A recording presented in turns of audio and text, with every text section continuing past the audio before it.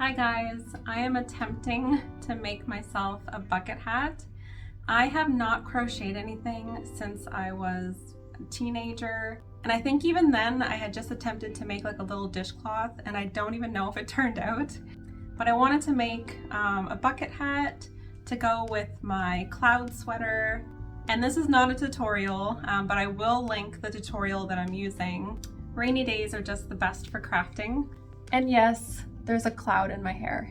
I feel like I'm at a little bit of a disadvantage with the tutorial because I bought chunky yarn, so the design's a little bit harder to see. It's a lot more closed in. And I'm also left-handed, so watching people crochet, I have to think backwards. But so far, I think for my first time, it's turning out okay.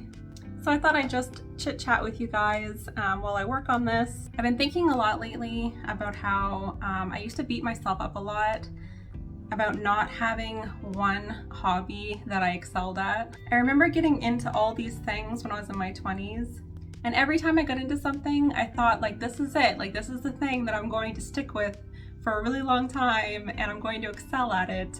And within like 6 months or so, I was pretty much over it. And it's only been within the past few years that I realized that that's just my personality type. I like to try a lot of different things, and that's not a bad thing. I used to always hear that phrase, a jack of all trades is a master of none, but I didn't know the full saying. A jack of all trades is a master of none, but still always better than a master of one.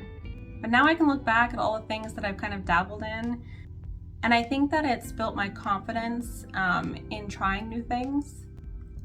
Okay, I think I can start the brim now. I think I have 9 rows.